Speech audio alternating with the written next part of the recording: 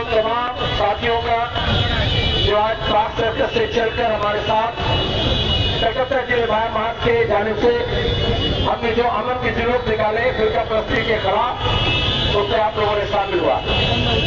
और आप शामिल हुए से कुछ लोग थे यहाँ राजा बाजार में, पहले से ही यहाँ पे जलसे में शामिल हो गए और यहाँ तकरीर सुन रहे थे।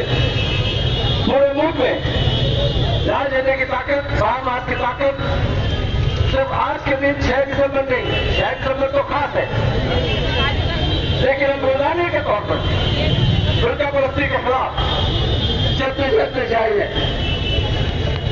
আমাদের মতো দেশ যেখানে আলাদা ধর্ম, মত, আলাদা বিশ্বাস, উপাসনার পদ্ধতি আলাদা, উপাসনার স্থল আলাদা, ভাষা আলাদা, খাদ্যাভ্যাস আলাদা, পোশাক আলাদা, সেখানে দাঁড়িয়ে এই নানা ভাষা, নানা মত, নানা পরিধান, বিবিধের মাঝে দেখো মিলন মহান, সেখানে এই বৈচিত্র্যকে সেলিব্রেট করতে হয়, উদযাপন করতে হয়।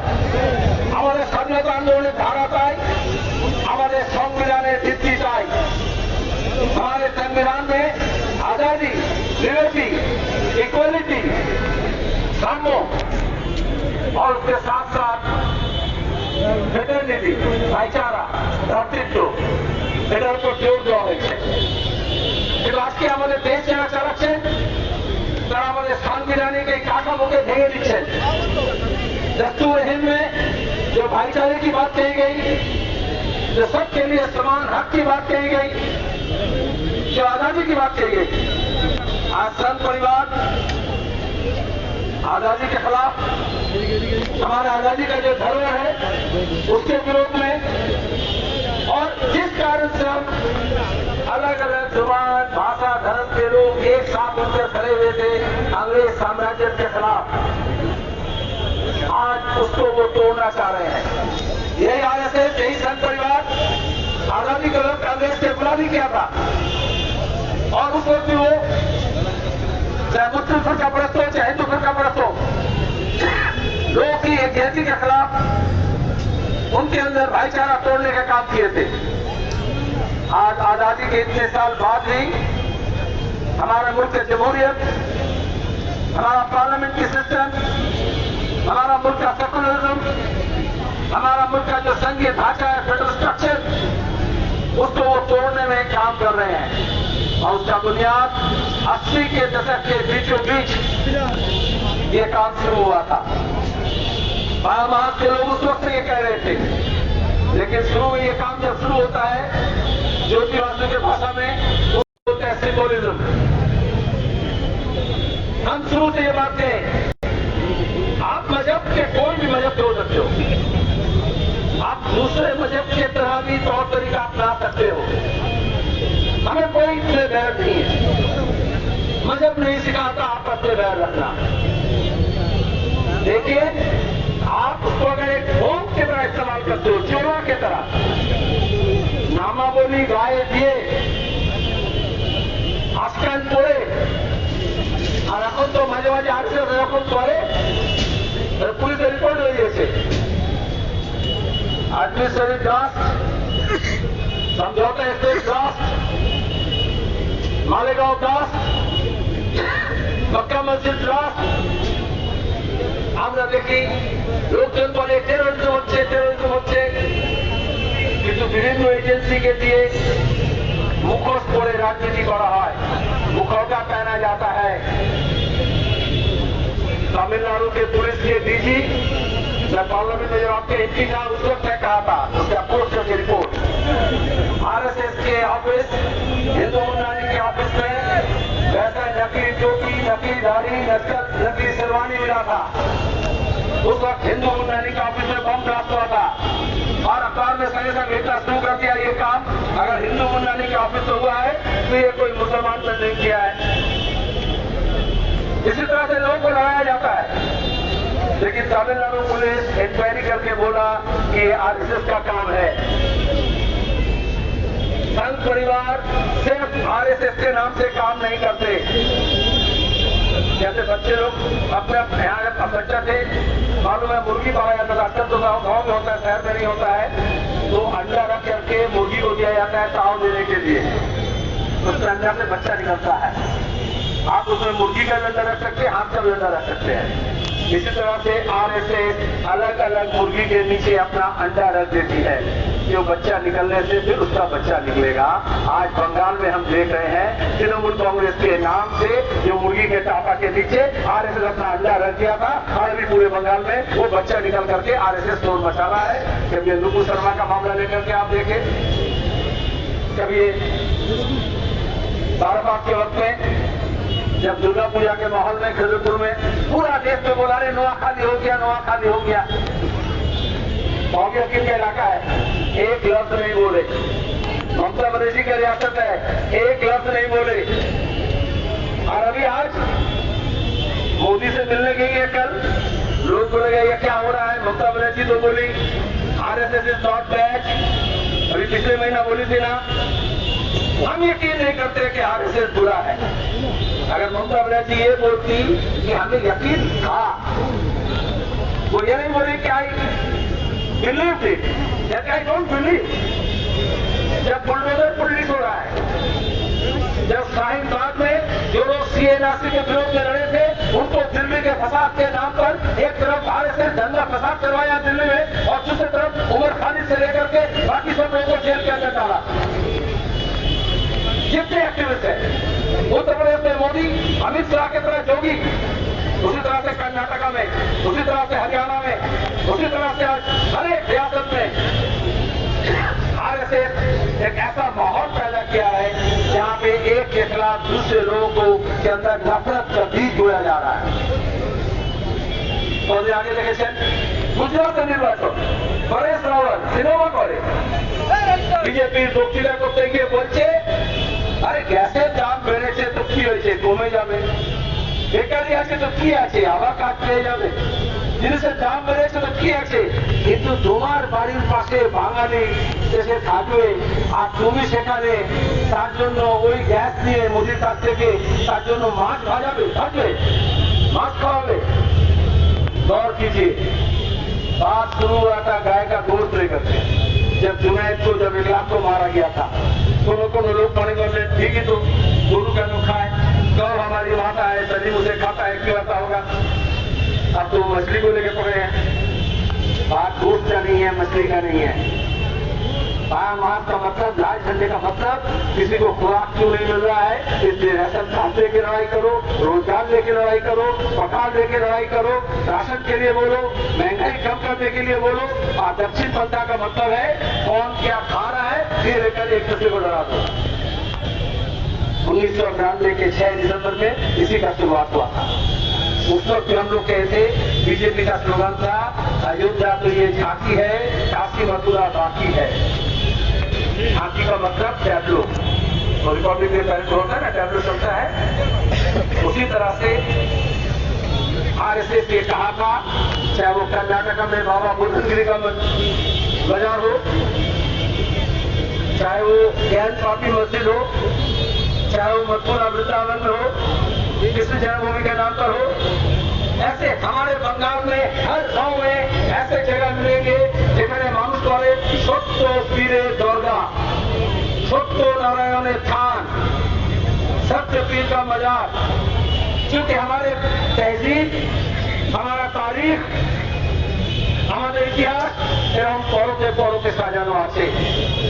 কোথাও কখনো এই বাংলার মুখে এক সময় সবাই বুদ্ধ ধর্ম গ্রহণ করেছিলাম, বৌদ্ধ ধর্ম গ্রহণ করেছিল, এক সময় সবাই জৈন ধর্ম গ্রহণ করেছিল।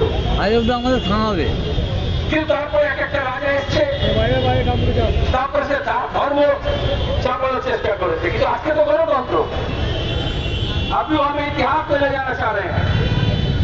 बोलो बाबर के जमाने में क्या हुआ था, बोलो अकबर के जमाने में क्या हुआ था, बोलो पृथ्वीराज चौहान के जमाने में क्या हुआ था।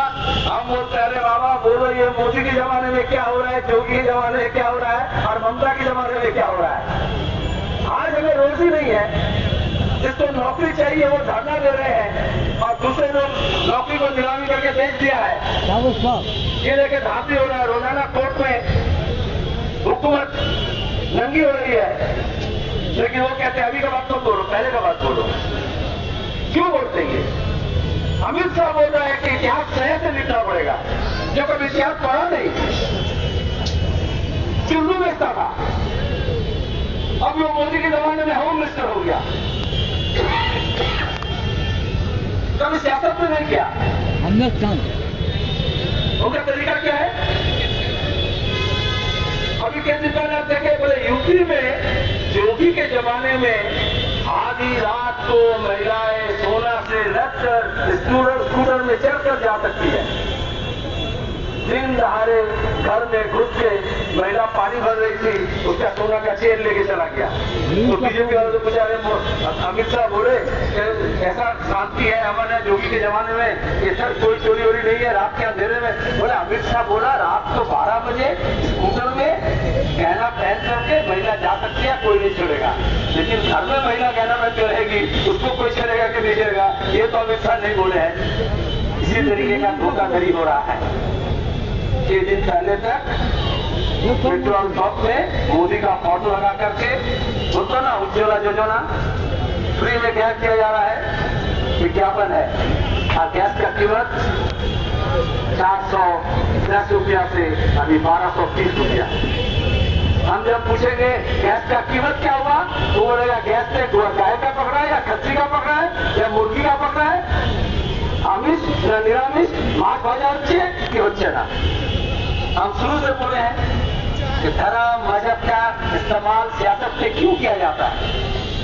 आपका जो रोजी रोटी का सवाल है, रोजमर्रा का जो सवाल है, मूल्य वृद्धि प्रश्न, मुद्रास्फीति प्रश्न, बेकारी प्रश्न, আপনার যা কিছু জীবন যন্ত্রণা তার থেকে সরিয়ে আপনাকে ধর্মের নামে অন্যদিকে নিয়ে যাওয়ার চেষ্টা করা হয়। अरे धर्म अपना अपना है, अपने त्योहार में है, নিজের পার্বণে আছে।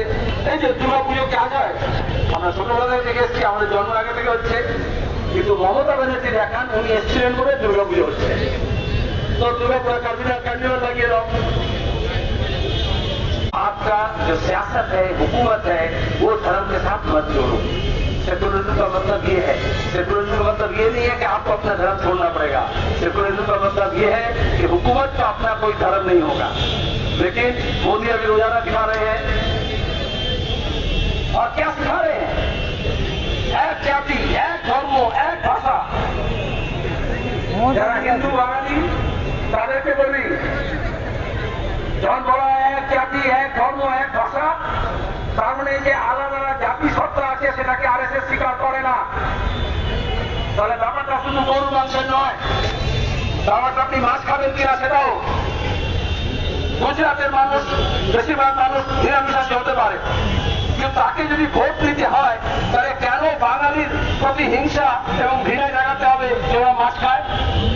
আর তারপরে অপরাধটা ফরেস্ট ফ্লাওয়ার বলছে যে বাঙালি বলতে আমি রোহিঙ্গা বলছি, বাংলাদেশি বলছি। এই অপরাধ আরএসএসকে কে বোঝাবে? বাঙালি একটা অখণ্ড জাতিসত্তা। আরাকান থেকে পৃথিবীর যে কোনো প্রান্তে বাংলা ভাষায় যারা কথা বলে, ওরা বললো তাহলে আরএসএস কাছে এটাকে একটা খোপে ঢুকিয়ে দেওয়া। আরএসএস মানে হচ্ছে, আরএসএস কাছে বাঙালি মানে হচ্ছে রোহিঙ্গা। এইভাবেই নাম দেওয়া হয়। If you want to kill a dog, give it a bad name. अगर आपके अपने कुत्ता को भी मारना पड़ता है तो पहले उसके नाम में बदनामी करना पड़ता है। सब मोहल्ले में बोला जाता है वो पागल कुत्ता है, तो फिर उसको मारने से लोग बोलेगा चलो अच्छा हुआ भैया उसको मार दिए, नहीं तो हमको काट लेता, बच्चे को काट लेता। इसीलिए कभी बोला जाता है ये रोहिंग्या है, कभी बोला जाता है ये बांग्लादेशी है।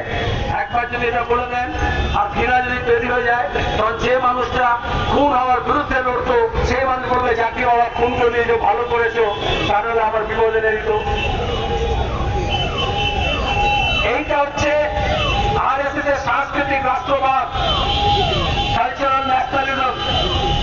তার মানে হচ্ছে ওরা মনে করে হিন্দি ভাষী যে আর্যাবর্ত যাকে আমরা বলি, हिंदी हिंदू हिंदुस्तान, बहुत स्लोगान दी तो हिंदी हिंदू हिंदुस्तान, भागो मुस्लिम पाकिस्तान। पहले उर्दू बोले তারপরে पाकिस्तान। मुसलमान का दो ही जगह, या तो पाकिस्तान नहीं तो कब्रिस्तान।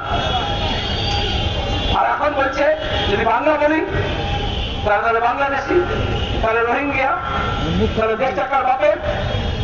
अरे सभी का खून शामिल है इस मिट्टी में, सभी का खून शामिल है इस मिट्टी में। किसी का बाप का हिंदुस्तान थोड़ी है, सबका हक है हमारे संविधान में। हमारे पूर्वजों ने अपना खून दिया है। आज के 6 दिसंबर दिनेश गुप्ता के स्मरण को ये जो देवासी का नाम है ना, लोग बोलते हैं बस में लिखा जाता है ना, बीबीडी वार्ड, विनय बादल दिनेश वार्ड, विनय बादल एवं दिनेश गुप्तो, तीन मिलकर के तीनों दोस्त सब वो गए थे अंग्रेज के खिलाफ जंग छेड़ने के लिए राइटर्स बिल्डिंग में। आज जो लोग हुकूमत में बैठा है, चाहे वो बंगाल में हो, चाहे वो दिल्ली में हो, वो किसके खिलाफ जंग छेड़े हैं? अमरीकी साम्राज्य के खिलाफ, प्रजाप्रस्ती के खिलाफ, महंगाई के खिलाफ, भाईचारे के खिलाफ, दोस्ती के खिलाफ, अमन के खिलाफ। ऊपर में सब एक है, नीचे लोगों को लड़ाया जाता है। अदानी अंबानी ये पिछले 4-5 साल में अखबार में कभी बोला जाता है दुनिया में 2 नंबर, दुनिया का 3 नंबर अमीर हो गया। और इसी मुल्क में भूखमरी बढ़ रही है, बेरोजगारी बढ़ रही है, अपुष्टि भूख, মানুষ ভুগছে, শিশুরা আমাদের অপুষ্টিতে, সবচেয়ে বেশি কর্মহীন মানুষ, সবচেয়ে বেশি ক্ষুধার্ত মানুষ। কিন্তু তখন একজন দোকানদারের বিরুদ্ধে আরেকজন দোকানদারকে, একজন বেকার ছেলে মেয়েকে আরেকজন বেকারের বিরুদ্ধে লেলিয়ে দেওয়া হচ্ছে। अगर भ्रष्टाचार हो रहा है और जो हो रहा है कोर्ट में रोज बोल रहा है, तो वो मदरसा में भी हुआ, स्कूल का टीचर में भी हुआ, मदरसा टीचर में भी हुआ। लड़ना पड़ेगा, जैसे मदरसा हो चाहे स्कूल हो, एक साथ मिलकर लड़ना पड़ेगा। लेकिन आरएसएस बीजेपी बोलेगा मदरसा अलग, स्कूल अलग, हिंदू अलग, मुसलमान अलग, तो फिर लड़ाई नहीं होगा। तो जो लोग लूट कर रहा है, जो हमारा एयरलाइंस, हमारा रेल, हमारा ट्राम, हमारा झरना, हमारा नदी, हमारा खेती, ये सब नीलाम कर रहा है। वो नहीं चाहता है कि लोग एक साथ हो, इसलिए कभी वो बोलता है गोली मारो सालों को, और कभी यहाँ बोला जाता है जुलूस करने से जेल दे दिया जाएगा, लाठी मारा जाएगा, अखुआ मारा जाएगा, ताकि लोग एक साथ हो। ये वो नहीं चाहते, सबको बोलते दूर दूर हट जाओ। हम कोई लोग अलग अलग तहसील में रह नहीं सकते। ये मामला सिर्फ हिंदू मुसलमान का नहीं, ये मामला सिर्फ राम जन्मभूमि बाबरी मस्जिद का नहीं, ये मामला मंदिर मस्जिद का नहीं, ये मामला हिंदुस्तान के 135 करोड़ लोगों को अलग अलग टुकड़ों में हिस्से में बांटना है। तब बोलेगा कौन वेजिटेरियन है, कौन नॉन वेजिटेरियन है, कौन मछली खाता है, कौन मछली नहीं खाता है। अभी बंगाल में बीजेपी को कुछ सीट मिला, ममता के बदौलत नॉर्थ बंगाल में ज्यादा मिला। अब कहता है नॉर्थ बंगाल अलग स्टेट कर देंगे। क्यों कर देंगे? बोला नहीं, स्टेट नहीं करेंगे, हम अलग सा यूनियन टेरिटरी कर देंगे। क्यों करेंगे? ख्याल कीजिए आप, वो जो पीपल लाइक अस, इनका थ्योरी है, बुश के टाइम से शुरू हुआ, सीनियर बुश के टाइम से, अदरिंग कि हमारे जैसे नहीं है। वो जो दिलीप घोष बोलता है ना, ये लुंगी पहनता है, मोदी बोलता है ना पोशाक देख के चेना जाए, खुराक देख के पहचाना जाता है। वो कहते अपने ही मुल्क के लोगों को, वो हमारे जैसा लिबास नहीं पहनता। अरे मोदी तो 1.5 लाख रुपया का शॉल पहनते हैं, तो क्या आप क्या 1.5 लाख का शॉल पहनेंगे? मोदी तो डिजाइनर्स का कुर्ता पहनता है, तो आप क्या डिजाइनर्स का कुर्ता पहनेंगे? लेकिन इस तरह से कहा जाता है कोई धोती पहनता है, कोई लुंगी पहनता है तो अलग हो जाओ, कोई साड़ी है, कोई सलवार कमीज है, अलग हो जाओ। अरे वो अपनी मर्जी, अपना अपना तहजीब है। একটু দূরে গেলে মানুষের ভাষা পাল্টে যায়, পোশাক পাল্টে যায়, কিন্তু দেশটা কিন্তু ওরা এটা মনে করে না। इसलिए वो कहता है यूनिफॉर्मिटी। अभी भी बोला, कल भी बोला मोदी और पार्टी मीटिंग में, हम कहते हैं इक्वालिटी, समानता, साम्य, सबका समान हक। वो कहता नहीं सबका समान हक नहीं होगा, कोई पहले दर्जे का नागरिक होगा, कोई दूसरे दर्जे का नागरिक होगा, लेकिन यूनिफॉर्मिटी एक जैसा होगा। ऐसे कोलकाता पुलिस लोग तो दाঁড়িয়ে আছে, পুলিশে কেউ খাকি পরে, কেউ সাদা পরে, আবার এক একটা রাজ্যে এক এক রকমের ড্রেস পরে। পুলিশ বললো না, মোদি কি বলছে সব পুলিশের এক রকম ইউনিফর্ম হবে। আরে আমরা বলি পুলিশ রিফর্ম করতে হবে, পুলিশকে আর একটু মানুষ হতে হবে, পুলিশকে আর একটু মানবিক হতে হবে, পুলিশকে আর একটু মানবাধিকার সম্পর্কে সচেতন হতে হবে, পুলিশকে আর একটু গণতান্ত্রিক হতে হবে। ও ব্রিটিশ জামানা পুলিশ একটা চলবে না, करना पड़ेगा। मोदी कभी नहीं बोलेगा, ममता कभी नहीं बोलेगी कि पुलिस का यूनिफॉर्म चाहिए, बोलेगी पुलिस का यूनिफॉर्म।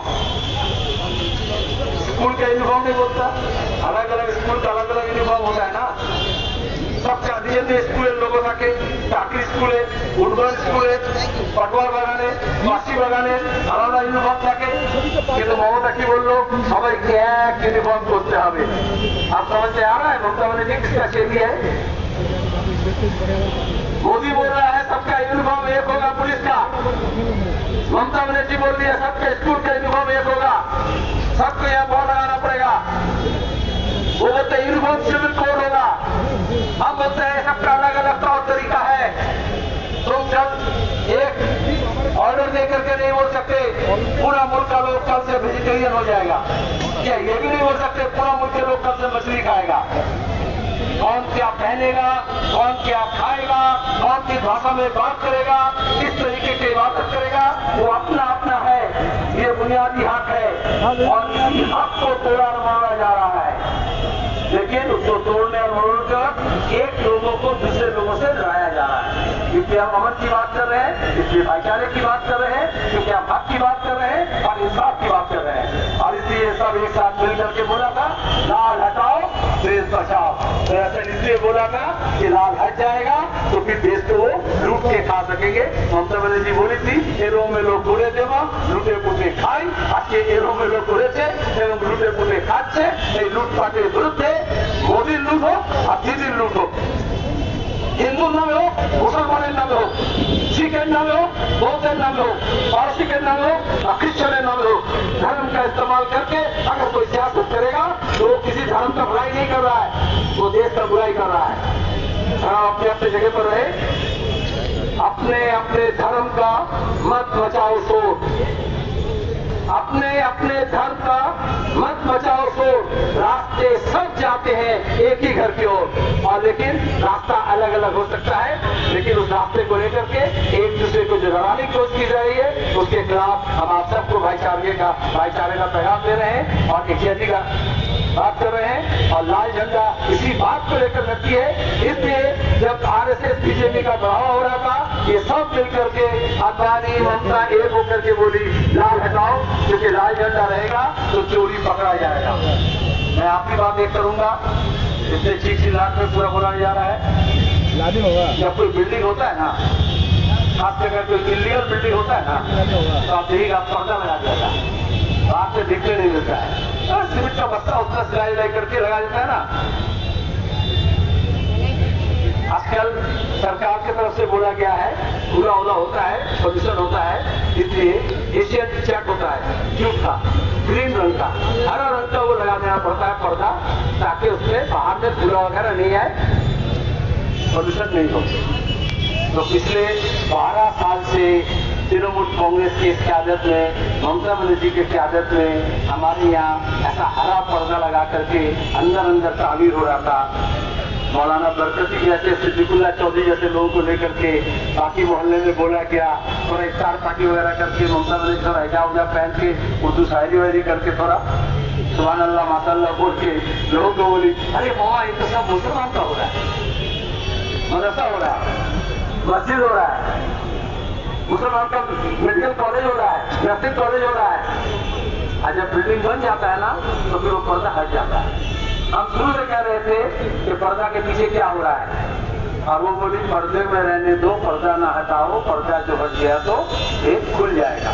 आज जब पर्दा हट गया तो देखा गया बाहर में हरा पर्दा था तृणमूल का, लेकिन अंदर में भगवा रंग का बीजेपी का गिरवा बिल्डिंग तामीर हो रहा था। अंदर अंदर हमारा स्कूल को बंद किया गया, मदरसा को बंद किया जा रहा है, और दूसरी तरफ आरएसएस के स्कूल बढ़ रहा है, आरएसएस का शाखा बढ़ रहा है, बीजेपी का बोलबाला हो रहा है। अभी कितना अच्छा शुभेंदु भी तृणमूल, ममता भी तृणमूल, अंतर में जाकर के दावनाबाजी बोलता है कि देखो ये सरकार है, ये अपोजिशन है। अरे वो फेक अपोजिशन है। उसी तरह से दिल्ली में बोला जाता है वहां बीजेपी का सरकार है और आपके यहाँ से तृणमूल के एमपी गया, लेकिन महंगाई लेकर के, बेरोजगारी लेकर के, भ्रष्टाचार लेकर के, फिरकापरस्ती लेकर के कोई सवाल नहीं है। वहां कौन तृणमूल है, कौन बीजेपी है, ये पहचाना नहीं जाता।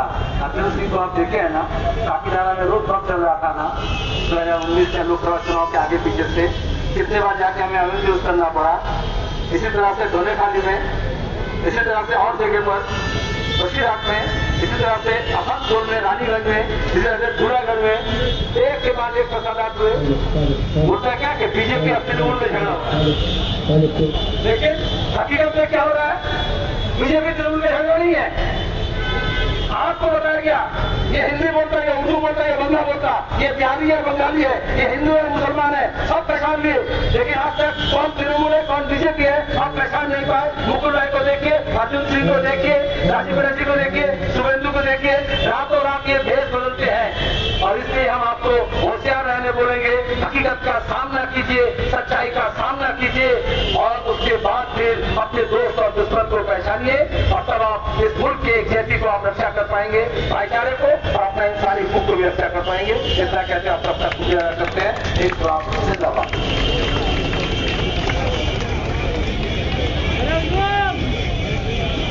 कॉमेंट्स और दोस्तों, भाई महज का वोट से आज 5 सर्कल से राजा बाजार तक जो जुलूस का प्रोग्राम था, ये प्रोग्राम अभी यहाँ पर हम लोग खत्म कर रहे हैं।